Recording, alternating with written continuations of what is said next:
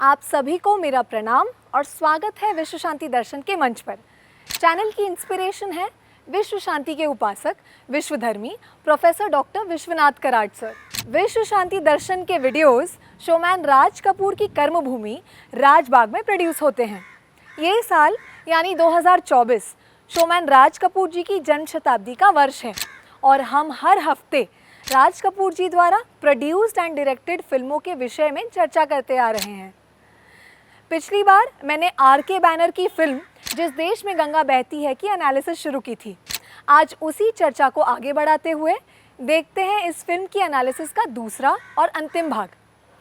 राज कपूर ने बेहद मासूमियत के साथ भोले आदमी राजू की भूमिका निभाई, जो इतनी सादगी से बात करता है, इतनी इनोसेंस से चलता है और ये विश्वास दिलाता है कि इस तरह का कोई व्यक्ति वास्तविक जीवन में भी हो सकता है।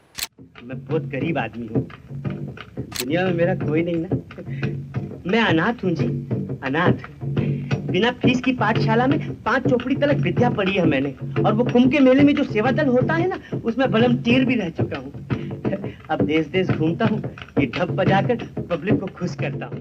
पद्मिनी सुंदर दिखाई देती हैं, अच्छा नृत्य भी करती हैं और राज कपूर के साथ उनकी जोड़ी अच्छी लगती है। क्या हुआ ये मुझे, क्या हुआ क्या पता, जाने क्यों मचल रहा है आज दिल मेरा। प्यार की डगर पे कोई तुझे ले चला, कौन है वो, कौन है हमें भी तो बता, क्या हुआ। प्राण अपनी खलनायक की भूमिका में क्रूरता और दृढ़ विश्वास के साथ दिखाई देते हैं। दूसरी ओर ललिता पवार ने मीराबाई की भूमिका को बखूबी निभाया है।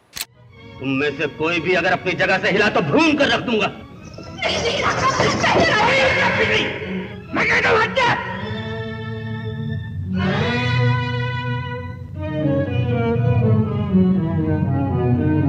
चल रे पुलिस वाले। नहीं राजू नहीं। इसे छोड़ दे भाऊजी, नहीं तो तेरे जग्गू को अभी छन्नी करता हूं। संगीत की दृष्टि से फिल्म में कुछ चार्टबस्टर और भावपूर्ण गीत हैं and the title song is a gem. Songs और म्यूजिक दोनों ही स्क्रीन पर आके अपना काम कर जाते हैं और सभी सीन्स में जान डाल देते हैं। होठों पे सच्चाई रहती है, जहाँ दिल में सफाई रहती है। हम उस देश के वासी हैं, हम उस देश के वासी हैं, जिस देश में गंगा बहती है। छायांकन और संवाद बहुत अच्छे हैं। राधु करमरकर का निर्देशन बेहतरीन है। इतने सारे मुद्दों पर साइमल्टेनियसली कोई फिल्म नहीं बनी थी और इस प्रेशर में दबने के बजाय उन्होंने 100% एफर्ट्स दिए और जिस देश में गंगा बहती है फिल्म को एक मास्टरपीस बना दिया। फिल्म का स्क्रीन प्ले भी प्रशंसा का पात्र है, क्योंकि इसमें बहुत सी चीज़ें शामिल हैं, जैसे ह्यूमन नेचर बेहद भोला, बेहद बिगड़ा हुआ और कभी कभी संतुलित भी दिखाई देता है। प्रेम, समाजवाद, निम्न जाति के मुद्दे, भारतीय कानूनी प्रणाली और भी कई इश्यूज कहानी का हिस्सा हैं। उस दौर की शायद ही ऐसी कोई फिल्म होगी जिसमें एक ही स्टोरी में इतनी सारी चीज़ों के बारे में बात की गई हो, इसीलिए ये फिल्म अपने समय से बहुत आगे थी। ये जो आपके और मेरे बीच बातें हो रही हैं, ये कहीं इशक प्यार की बातें तो नहीं? अगर हो तो राम नाम सत्य ही समझिए। ये जो अपने देश की पब्लिक है ना कम्मो जी, सब कुछ बर्दाश्त करती है, इशक प्यार की बातें बिल्कुल बर्दाश्त नहीं करती। मेरी मानी तो इस झमेले में बिल्कुल मत पड़िएगा कम्मो जी। सिर्फ जान का जोखम हो तो मैं दंबूक से जरूर डर जाता हूँ, लेकिन जब धर्म कर्म की बात निकल आती है तो माफ करना जी, मैं यूं छाती निकाल देता हूँ। जी हाँ, डाकू पक्के बदमाश होते हैं। जिस देश में गंगा बहती है इतने सारे कारणों की वजह से अ मस्ट वॉच फिल्म है। ये शोमैन राज कपूर की फिल्मोग्राफी में सबसे बेहतरीन फिल्मों में से एक है। यदि आप उनकी फिल्म जागते रहो के प्रशंसक हैं, जिसने आर्ट सिनेमा को मुख्य धारा की बॉलीवुड फिल्मों में बदल दिया, तो जिस देश में गंगा बहती है भी उसी तरह की फिल्म है और ये कमर्शियली सक्सेसफुल भी रही।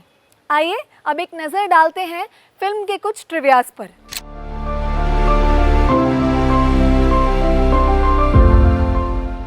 ये राज कपूर की पहली फिल्म थी जिसमें नरगिस हीरोइन नहीं थी।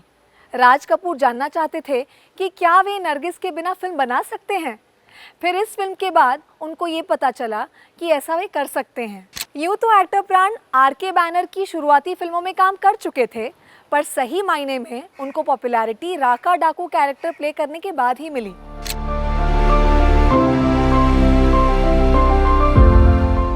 ये आर.के. प्रोडक्शन की आखिरी ब्लैक एंड व्हाइट फिल्म थी। इस फिल्म की शूटिंग के दौरान राज कपूर को राम तेरी गंगा मैली का ख्याल आया, जिसे उन्होंने 20 साल के बाद बनाया।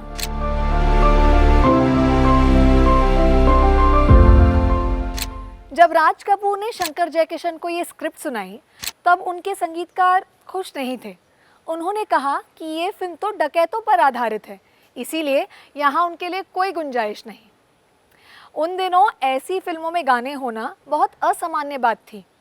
राज कपूर अपनी प्रतिभा के बारे में इतने आश्वस्त थे कि उन्होंने उनसे संगीत और गीत बनाने का अनुरोध किया और विश्वास भी दिलाया कि वे कहानी को नुकसान पहुंचाए बिना गाने के लिए परिस्थितियां ढूंढ लेंगे। ये फिल्म विनोबा भावे और जयप्रकाश नारायण के पहल से प्रेरित थी। उनके आह्वान पर सैकड़ों डकैतों ने पुलिस के सामने आत्मसमर्पण कर दिया और बड़े पैमाने पर समाज की मुख्य धारा में शामिल हो गए।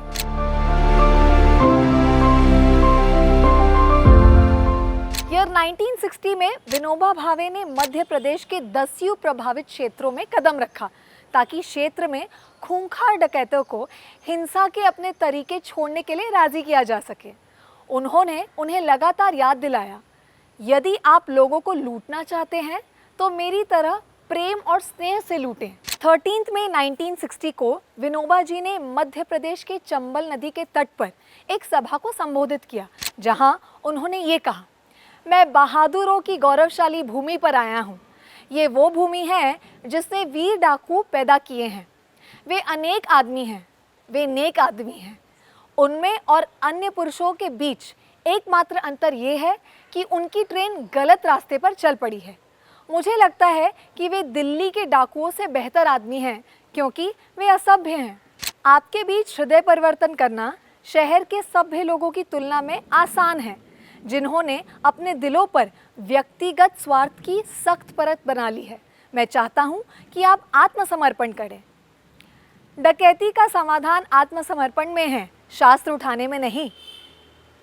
केवल अहिंसा ही डकैती की समस्या का समाधान करने में हमें सक्षम बना सकती है। इस अभियान को विनोबा भावे के भूदान आंदोलन जितनी सफलता तो नहीं मिली, लेकिन वो 17 डाकुओं को हथियार छोड़ने और राज्य अधिकारियों को पुलिस सुरक्षा में सुधार करने के लिए मनाने में सफल रहे।